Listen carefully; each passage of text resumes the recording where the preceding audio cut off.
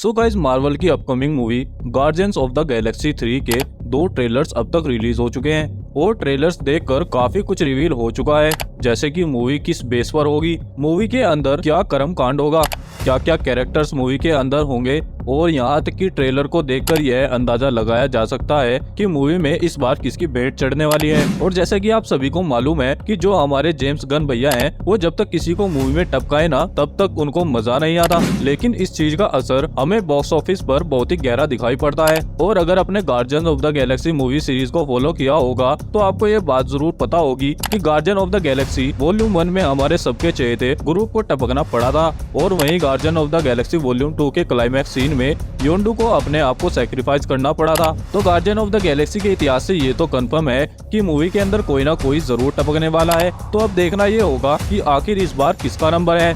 वैसे ट्रेलर से देखने पर भी एक अंदाजा लग रहा है, और आज हम गार्जियन ऑफ द गैलेक्सी 3 के दोनों ट्रेलर्स को कंबाइन करके एक थ्योरी बनाने की कोशिश करेंगे और आपको ट्रेलर में छिपी सभी हिडन डिटेल्स के बारे में बताएंगे। तो चलिए शुरू करते हैं। तो दोनों ट्रेलर्स को कंबाइन करके कुछ डिटेल्स आपको बताएंगे। सबसे पहले सभी गार्जियन को नोवेयर पर ऐसे चलता हुआ देखते हैं, जहाँ पर सभी के पास एक तरह का ड्रेस कोड है, और वही सेम सूट कॉमिक्स के अंदर गार्जियंस की टीम के लिए दिखाया गया है। पीटर गमोरा के साथ शेयर करता है और अब पास से वापस आ चुकी है, लेकिन उसके पास फ्यूचर वाली गमोरा की मेमोरीज नहीं है। अगर आपने इन्फिनिटी वॉर का वो सीन देखा होगा जहाँ पर थैनोस सोल स्टोन के लिए गमोरा को सैक्रिफाइस कर देता है, जिसके बाद एंड गेम के अंदर गमोरा पास्ट से थैनोस की आर्मी के साथ फ्यूचर में आती है और एवेंजर्स के साथ लड़ती है, और आयरन मैन सिर्फ उन लोगों को धूल बनाता है जो एवेंजर्स के खिलाफ लड़ रहे होते हैं। तो गमोरा उससे सरवाइव कर जाती है क्योंकि वह तो एवेंजर्स के साथ मिलकर लड़ रही थी।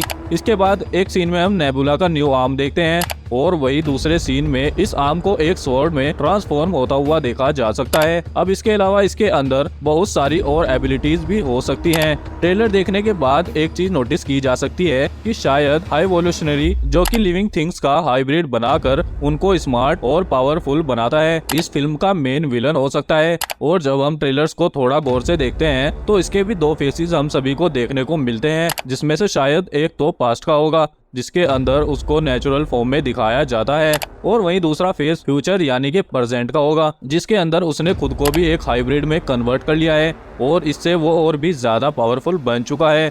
और फिर हमें हाई इवोल्यूशनरी का काउंटर अर्थ दिखाई देता है, जो कि बहुत हद तक हमारी पृथ्वी की तरह ही दिखाई देता है, जहाँ पर शायद उसने अपने बनाए हुए क्रिएचर्स को रखने के लायक बना लिया होगा। और जैसा कि वह ट्रेलर में बोलता है कि वह यहाँ पर एक्सपेरिमेंट करके परफेक्ट क्रिएचर्स को बनाता है, और ट्रेलर के अंदर हमें उसके बनाए क्रिएचर्स भी दिखाई देते हैं। तो शायद वही का सीन होगा। और हम रॉकेट का पास्ट सीन भी देखते हैं जहाँ पर उसके ऊपर एक्सपेरिमेंट्स चल रहे हैं। और अब आप ये तो जान ही गए होंगे कि रॉकेट को भी हाई इवोल्यूशनरी ने ही बनाया है, और मूवी के अंदर रॉकेट का बहुत ही ज्यादा रोल होने वाला है, क्योंकि मूवी में रॉकेट की बैक स्टोरी को बहुत ही अच्छे से एक्सप्लोर किया जाना है।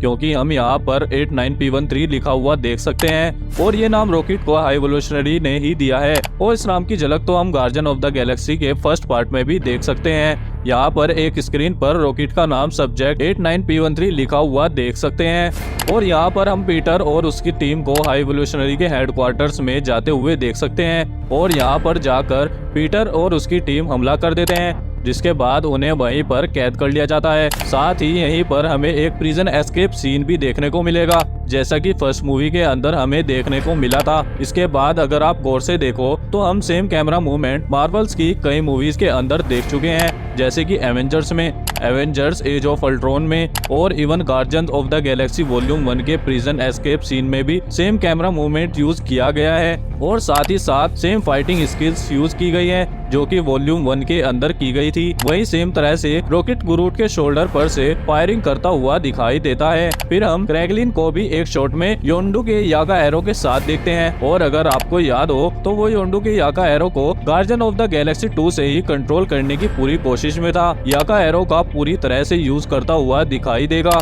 अब हम एडम वॉरलॉक पर आते हैं। तो आपको बता दें कि ये वही एडम है जिसे वॉल्यूम 2 के क्रेडिट सीन में आयशा ने टीज किया था और वहीं से हमको एडम वॉरलॉक के बारे में हल्की सी जानकारी मिल गई थी। और कॉमिक्स के जैसे ही उसके फोरहेड पर भी एक स्टोन है, लेकिन कॉमिक्स के अंदर वॉरलॉक के फोरहेड पर सोल स्टोन लगा होता है, जिससे कि उसको और भी ज्यादा शक्तियां मिल जाती है और वह सोल स्टोन की सारी शक्तियों को इस्तेमाल और कंट्रोल कर सकता है। लेकिन सोल स्टोन की कहानी तो अब खत्म हो चुकी है, तो अब देखना ये होगा कि ये स्टोन कैसा होगा। सुना यहाँ तक भी जा रहा है कि अपनी सोनपरी ने एडम को अपनी वो रॉकेट वाली पावरफुल बैटरी का स्टोन बना कर दिया होगा, जिससे उसको पूरी की पूरी पावर मिल रही होगी। लेकिन आपको बता दे कि एडम वॉरलॉक फिल्म का मेन विलन नहीं होगा, क्योंकि वॉरलॉक गार्जियंस के ऊपर 2 बार अटैक करता है। एक बार नोवेयर पे, जहाँ पर एक जबरदस्त लड़ाई होगी, और एक शॉट में यहाँ पर ग्रूट एडम के ऊपर छलांग लगा देगा और उसको वहीं पर कूटेगा।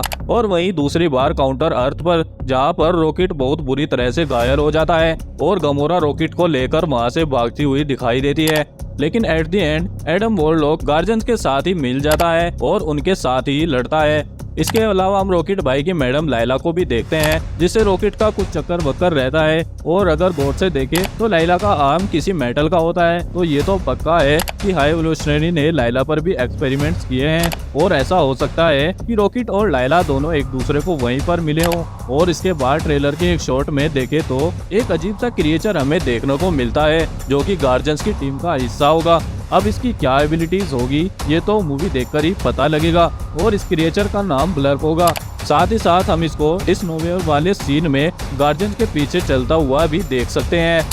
इसके अलावा ट्रेलर के एक शॉट में हाई एवोल्यूशनरी को हम ऐसे हवा में तैरता हुआ देखते हैं, जिसके बाद ये तो कंफर्म है कि उसने खुद को हाइब्रिड बनाकर बहुत सी पावर्स का मालिक बना लिया है। लेकिन ये सीन हमको एक और बीइंग की याद दिलाता है, और वो है हमारी अपनी Wanda. Doctor strange madness of multiverse में वांडा भी खुद को डार्क वर्ल्ड के अंदर कन्वर्ट कर रही थी। और गार्जियंस ऑफ द गैलेक्सी 3 के अंदर जो शिप दिखाई गई है वो पुरानी शिप से बिल्कुल अलग है।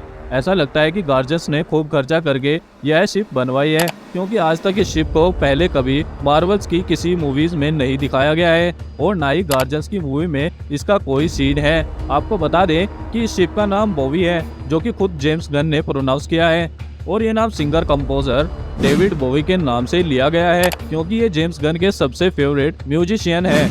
इवन इनके म्यूजिक्स को गार्जियंस की मूवी में भी कई जगह पर यूज किया गया है। साथ ही अगर बात करें कि मूवी के अंदर कौन मरेगा, तो आपको बता दे कि मूवी के अंदर ड्रैक्स या रॉकेट, इन दोनों में से ही किसी का कांड होने वाला है, क्योंकि ड्रैक्स का रोल प्ले करने वाले कैरेक्टर ने एक इंटरव्यू में ये अनाउंस किया है कि वो इस मूवी के बाद गार्जियंस का पार्ट नहीं होंगे। तो समझ लो आप कांड होने वाला है। और अगर रॉकेट के मरने की बात करें तो रेडिट की एक थ्योरी के हिसाब से जेम्स गन पोस्टर से ही रिवील कर देते हैं कि कब कौन सा कैरेक्टर मरने वाला है। तो देखा जाए तो वॉल्यूम 1 का पोस्टर ब्राउन टोन पर था, तो ग्रूट का काम तमाम हुआ था, और जब योंडू की बारी आई तो वॉल्यूम 2 का पोस्टर ब्लू टोन पर था। वॉल्यूम 3 का पोस्टर हल्का ब्राउन और गोल्डन टोन पर है। तो पॉसिबिलिटीज है कि रॉकेट का रॉकेट भी उड़ सकता है, या फिर दोनों भी मर सकते हैं। सो गाइज, ये थी कुछ हिडन डिटेल्स, कुछ ऐसे पॉइंट जो शायद आपने मिस कर दिए हो। अब जब आप मूवी देखने जाएंगे तो आपको गार्जियंस के बारे में हल्की सी जानकारी होगी, जिससे आप मूवी को और अच्छे से एंजॉय कर पाएंगे। और भाई ये बस कुछ प्रेडिक्शंस हैं, अब मूवी में क्या होता है मूवी देखकर ही पता चलेगा। तो बस इस वीडियो को यहीं पर खत्म करते हैं और जल्दी मिलते हैं एक और नई वीडियो के साथ। तब तक के लिए goodbye and take care.